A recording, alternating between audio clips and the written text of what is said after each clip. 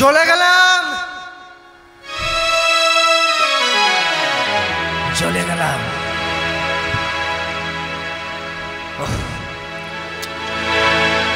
আর কত সহ্য করব, আর কত সহ্য করব? সহ্যের একটা সীমা থাকে, সহ্যের একটা সীমা থাকে।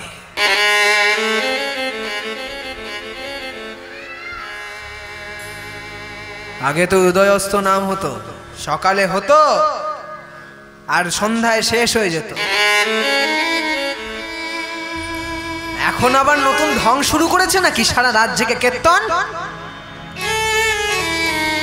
রাতটুকুনি একটু ঘুমোতে পারতাম গো, এখন রাতটুকুনিও ঘুমোতে দেয় না। ভাঙ ভাঙ দরজা ভাঙ।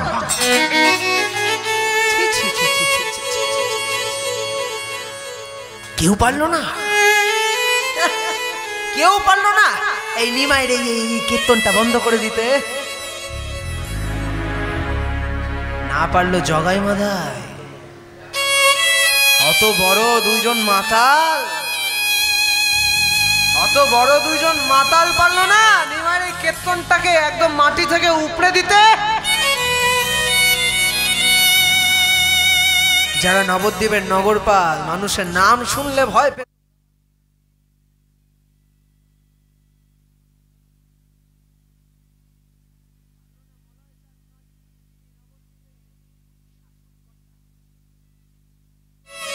এত লেঠেল, এত শাড়িত কৃপানধারী, কোথায় গেল তারা? কোথায় কোথায় তার সেই শক্তি? পারলো না নিমাইয়ের এই কীর্তনটাকে চিরকালের মতো বন্ধ করে দিতে। কেউ পারলো না, পারলো না জবন্দরজি, যা শুনিয়ে কথা বলতো, পারলো না নিমাইয়ের এই কীর্তনটাকে বন্ধ করে দিতে। নবদ্বীপে এরকম আর কোনো ছেলে নেই যে নিমাইয়ের এই কীর্তনটাকে চিরকালের মতো উপড়ে দিতে পারে। এমন সময় যখন ব্রাহ্মণ সমাজপতিরা এইভাবে নিন্দা করছে বাইরে দাঁড়িয়ে, নিমাইয়ের কীর্তন বন্ধ করবে বলে যখন সকলে চিন্তা করছেন কি করবেন, এমন সময় আসছেন ঠিক উল্টো দিক থেকে এক তান্ত্রিক, মদ খেয়ে তিনি আসছেন শ্যামা মায়ের গান করতে করতে। জয় মা, জয় মা, জয় মা, শ্যামা মা, মাগোয়া মা, আমি দেখি তোরে নয়ন ভরে। শ্যামা মা, শ্যামা মা, মাগো দেখি আমি নয়ন ভরে। হাতে ছাগ মুন্ড নিয়ে মায়ের গান করতে করতে আসছে সেই তান্ত্রিক। শ্যামা মা, মাগো জামা, দেখি তোরে নয়ন ভরে। শ্যামা মা, মাগো জামা, দেখি আমি নয়ন ভরে। মামা বলে ডাকবো নয়ন,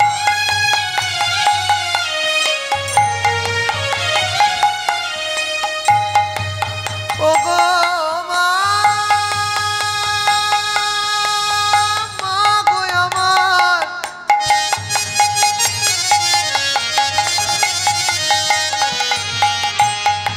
মামা বলে ডাকবো নয়ন, যদি আমায় না নিষ্কলে কান বেজে গান বেজে যায়, এলিয়ে মাথার চুল।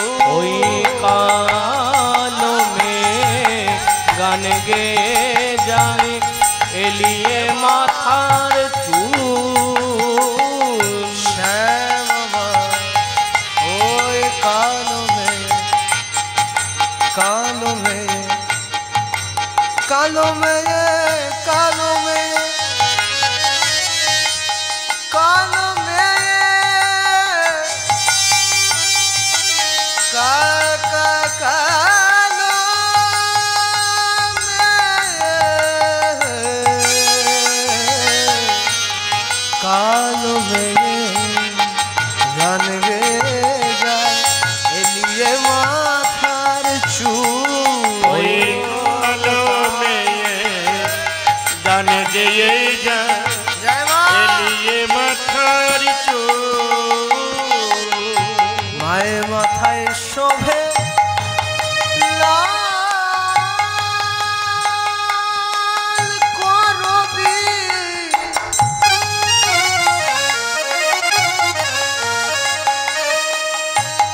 ওগো মা মা গো আমার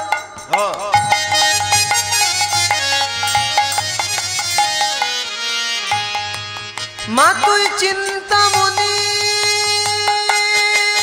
মা গো আমার মায়ের মাথায় শোভে লাল করবি পায়ে জবা ফুল মাথায় শোবে লাল করবি পায়ে জবা ফুল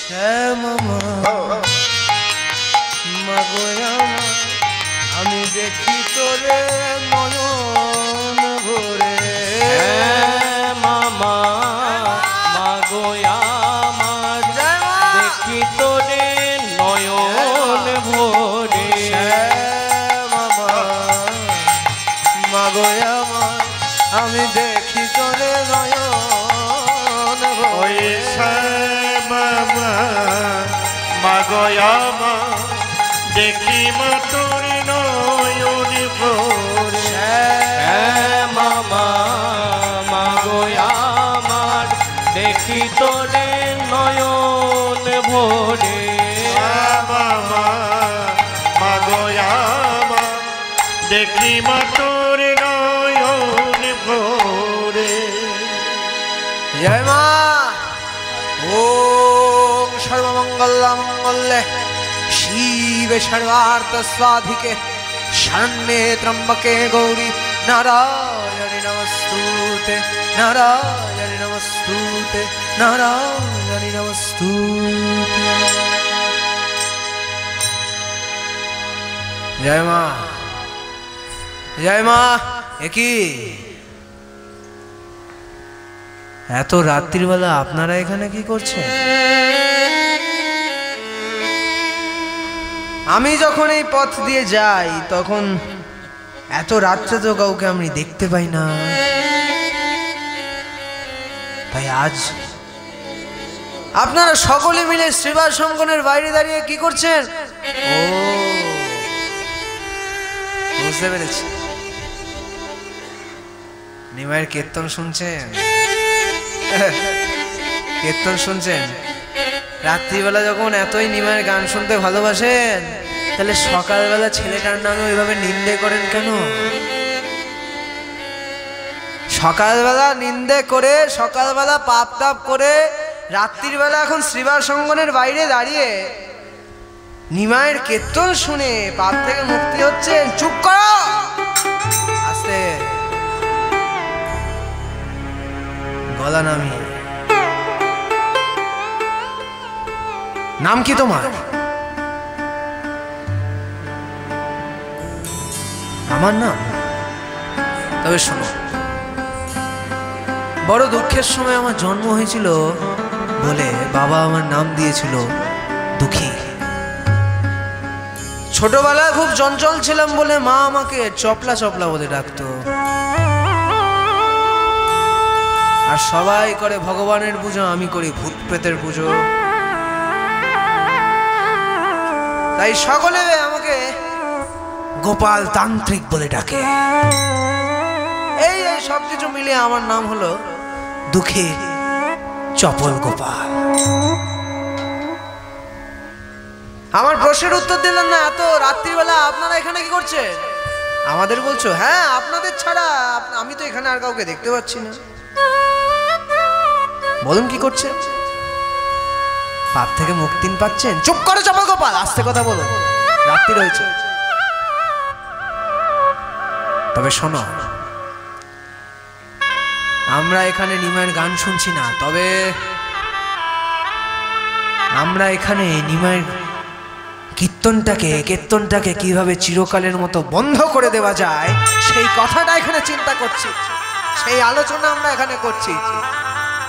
কেউ পারলো না, না পারলো জগাই মাথায়, নবদ্বীপের দুই অত বড় মাতাল, ওই দুই নগরপাল, কেউ পারলো না। না পারলো কাজী, না পারলো মলয় চাঁদ কাজী, না পারলো জবনদস্যি।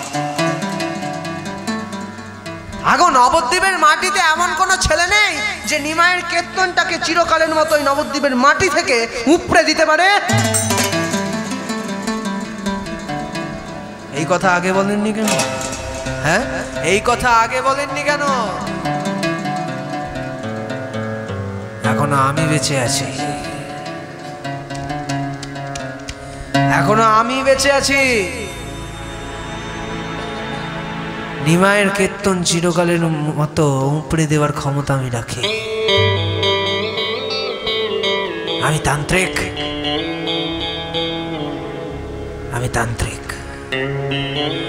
আমি ওই নিমাইয়ের কীর্তন বন্ধ করে দেবো। আজকে বোধহয় তুমি একটু বেশি মদ খেয়েছো। হ্যাঁ খেয়েছি, হ্যাঁ খেয়েছি। আমি আজ মদ খেয়েছি, আজ অমাবস্যা, মায়ের পুজো করেছি, মদ খেয়েছি। জানেন, যে বাড়িতে আজকে পুজো ছিল সেই বাড়িতে একটা পাঠা বলি হলো। যজমানদের ভাগ্যে পড়লো পাঠার দেহটা, আর আমার ভাগ্যে পড়লো এই যে ছাগমুণ্ড। আমি পুরোহিত, আমার ভাগ্যে ছাগমুণ্ড। আজ অমাবস্যা, আজ মায়ের পুজো করেছি, বলি দিয়েছি, আর মদ খাবো না তাই কখনো হয়? আজ মদও খেয়েছি। তা হ্যাঁ, যেখানে ছিলাম এত চিন্তা আপনারা করবেন না, আপনারা এখন বাড়ি ফিরে যান। কি বলছো? হ্যাঁ আমি আছি, আপনারা বাড়ি ফিরে যান। কালকে সকাল থেকে এই নবদ্বীপের মাটিতে নিমাইয়ের কীর্তন আপনারা শুনতে পাবেন না। আমি বলছি বাড়ি ফিরে যান। চপল গোপালের কথা মতো সকল ব্রাহ্মণ সমাজপতিরা চলে গেলেন। একে একে করে যখন ঘরে চলে গেল, এমন সময় চপল গোপাল বলে উঠল, শ্রীবাস, শ্রীবাস। আসলে নিমাইয়ের কোনো দোষ নেই। যখন নিমাইকে কেউ কোনো দরজা খুলে দিচ্ছিল না এই হরিনাম করবার জন্য, তুমি খুলে দিয়েছিলে এই দরজা। তুমি বড্ড বার বেড়েছো না, তুমি বড্ড বার বেড়েছো না। তোমাকে আমি তান্ত্রিকতার আচরণ করাবো, তোমাকে আমি মাংস ভৌকি সাজাবো। এই না, এই আমি ছাগমুণ্ড শিবাসঙ্গনের দরজায় টাঙিয়ে দিলাম। এখানে বসে মদ খেলাম, মদের হাড়া চারিদিকে ছড়িয়ে রাখলাম, রক্ত চন্দন ছিটিয়ে দিলাম, চারিদিকে ছিন্ন ভিন্ন করে জবা ফুল ছিটিয়ে দিলাম। এবার মজা হলো, এবার মজা হলো। কালকে সকালে যখন ওই বৈষ্ণবগণ এই পথ দিয়ে গঙ্গার ঘাটে যাবে, গঙ্গা স্নানে যাবে, আমি ডেকে ডেকে বলবো, এদিকে শুনুন, এদিকে শুনুন।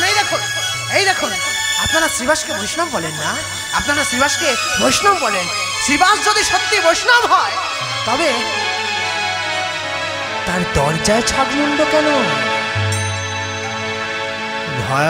ধরটা তো দেখাতে পারবে না, ধরটা তো দেখাতে পারবে না, তার দরজায় কেন ছাগমুণ্ড?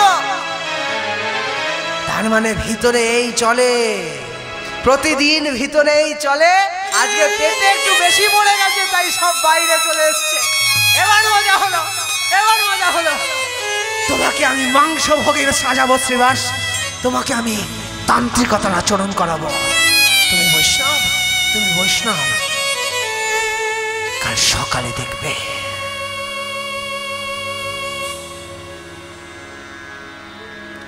চলে গেলেন চাপাল গোপাল।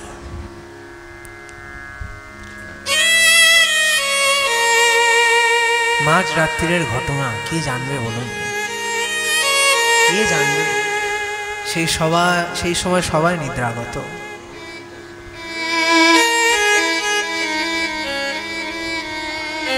শ্রীবাস সঙ্গনে যে এই কাজটি করেছে, এই কথাটি কেউ জানতে পারল না। কেউ না জানতে পারলেও একজন জানতে পারলেন।